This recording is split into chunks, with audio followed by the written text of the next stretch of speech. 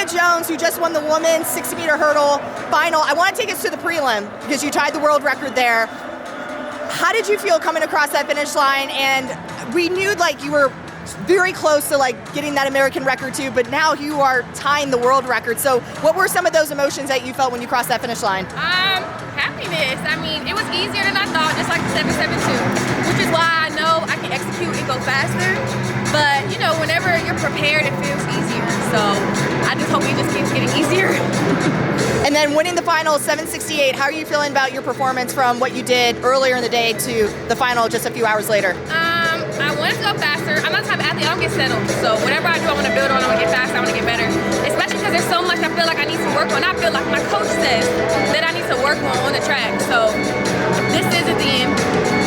What are some of the adjustments that you've been working on at practice? My start, my arms, my foot placement on the ground, and pushing through, like actually running through the line. I'm used to not running through the line, the proper form, because hurdles is very technical. So once you put all that together, but you have to do it in practice for me to do it at the meet. So I just been individualizing everything like a day at a time. Are you excited for Glasgow? Yeah, I am. It's my first senior team, and I'm just excited. Were you worried about your ankle? No. Once you want to line adrenaline pumping, you don't worry about nothing. What's it been? This is your first season with Tasha, right? Yes. What's it been like working with her because she's been through it all? She is the definition of a coach that individualizes you as an athlete. She'll go home and she'll study you and tell you what you need, sit down with you. She's not the type of coach to be like, go do this and go do that. You know, she'll say that, but like she brings it all together and individualizes it for each athlete. So it works in my favor. And as you can see, our group is dominating. So yeah. The women's hurdles in the U.S. might be the deepest event of any event in any country. So like, how do you keep your equilibrium and stay optimistic? Because you've been sort of, going pro early. You're sort of been, and you can elaborate on this. You've sort of been under the radar for a number of years. Yeah, honestly, if you do your background, or a lot of people know about me, I've been running track since I was 8 years old. I've been breaking records since I was little. I was undefeated for like 15 years straight. I started doing hurdles just because I wanted to get rid of 400. Like, I'm used to this. Like, this is what I'm looking for. Like, so when I went pro out of high school, it just took some time for me to build on that senior level, because me breaking records when I was young, of course, we were still in the top field and I was running with my opponents at my same age. But it's different. But it's like once you have that confidence in a lot of the background, because if you think about it, a lot of the world champions and people that are Olympians, they've been running track for so long, they dominate for so long, but every single girl on the track is number one at one point in their life. So it's just about who's pushing through the most. You didn't make the World Championships, but you had a fabulous season last year. Did you feel like you've been able to roll that momentum into the season? Obviously, some athletes think, if I peak indoors, then I won't be ready in June. Yeah. You don't share that view, obviously. I don't get into those things. I don't worry about peaking and things like that. Whatever coach say you can do, I can do it. I'm the type of athlete, if I go out there and I run fast, that means I can run faster. Because it's like, I'm not perfect. No race I'm going to be perfect. So if I fix this, I'm going to be faster.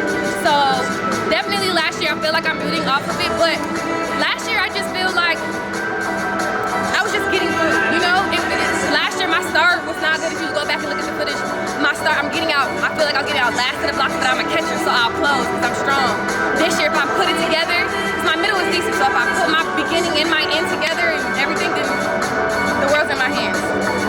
Tanya said about a month ago she thought you could break the world record. Why would she think something like that? Has training been going that well? Coach Bailey has been wanting to train me for a year.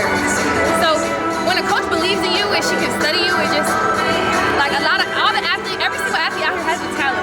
But she knows like the work ethic goes with it too. She's been studying me, she follows me, so she just knows like my build, my frame, and how I hurdle. It's just technical. So she's like, she's the type of coach like, I can train you because of the way you can hurdle, So.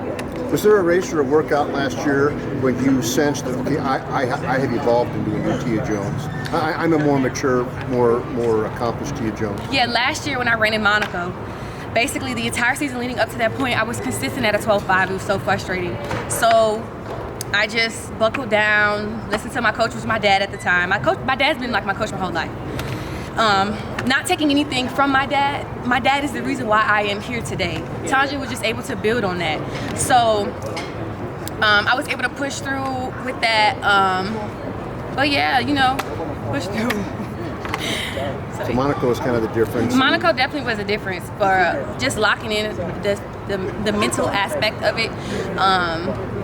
I changed some things up in the warm-up. If one thing don't work, try something else. You know, go out there and just do your best.